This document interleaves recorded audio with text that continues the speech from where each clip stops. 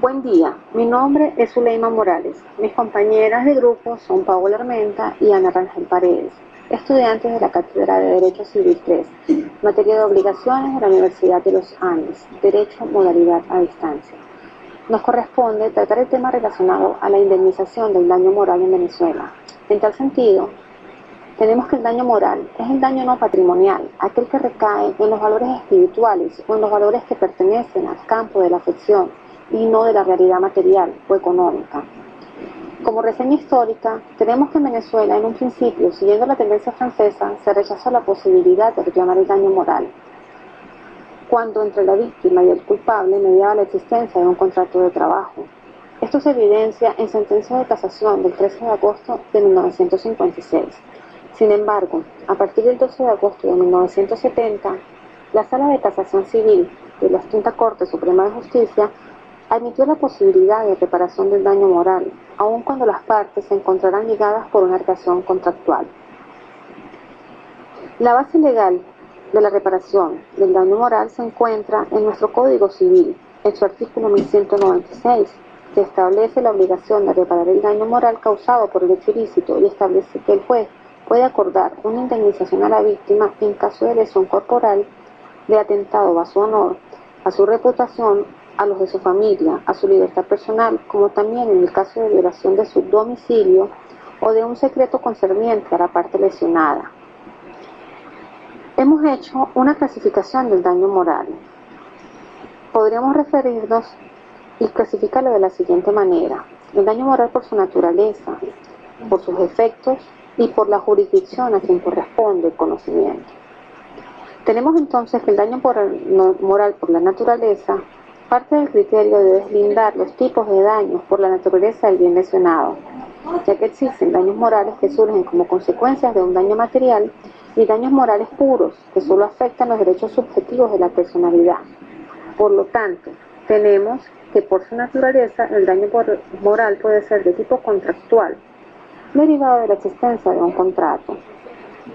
extracontractual, de tipo material, que no solamente tiene reparación en orden al hecho ilícito o a la compensación que por ese hecho ilícito imponga la norma, sino que también puede haber consecuencias en el patrimonio moral de la persona, cuya resarcibilidad queda plenamente justificada. El daño a los bienes patrimoniales, a la persona humana y a todo cuanto constituya una transgresión de la normativa social, en especial la punitiva o penal, puede producir y en efecto producen daños morales a la víctima, allegados a esta. Así tenemos que para Maduro Luyando se pueden distinguir dos clases de daño moral, teniendo en cuenta la naturaleza del bien lesionado: aquellos que recaen sobre los bienes inmateriales, tales como los que lesionan los derechos de la personalidad, y los que recaen sobre bienes materiales, pero que independientemente del daño material producido, originan también un daño moral.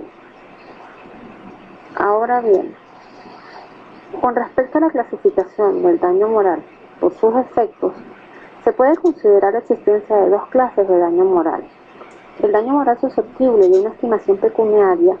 por producir una pérdida real, una disminución en el patrimonio de una persona o una disminución en sus ingresos; y el daño moral stricto sensu, es decir, aquel tipo de daño en que la afección no sale ni por su origen ni por sus efectos del campo del estrictamente moral del sujeto, no siendo susceptibles de valoración económica, bien sea por no producir daño o disminución ninguna en este terreno, o por no ser posible establecer una relación que permita equipar el daño no moral con el daño económico. Esto según Maduro Luyando. Con respecto a la clasificación del daño moral por la jurisdicción a quien corresponde el conocimiento, tendríamos el daño moral de competencia civil, del cual tendría conocimiento y decisión los tribunales con competencia en lo civil, mercantil y tránsito; el daño moral de competencia penal, cuyo conocimiento sería a cargo de los tribunales referentes o correspondientes a lo penal y de salvaguarda del patrimonio público; el daño moral de competencia laboral, para el conocimiento y decisión de los tribunales con competencia laboral por tratarse de daños producidos como consecuencia de una relación laboral; y el daño moral de competencia administrativa, para conocimiento y decisión de los tribunales con competencia en lo administrativo. Aquí Aquí se nos presenta la problemática de la responsabilidad del Estado frente al daño moral que hasta ahora ha sido en cierto modo restringida la condenatoria por consideraciones de orden supralegal. Como ya señalamos, el daño moral nace de un hecho ilícito, con la singularidad que afecta derechos de la personalidad, pero al afectar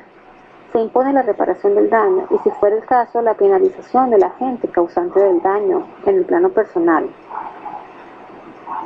Así tenemos que, con respecto al Código Penal, la pena es la reacción de la sociedad en general frente al autor del hecho dañoso, como medida de reparación,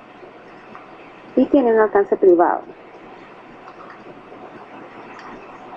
La pena debe mirarse en el plano personal como sufrimiento impuesto al culpable. La pena mira al autor del hecho dañoso, a su persona. La reparación atiende al perjudicado, mira al restablecimiento de la situación anterior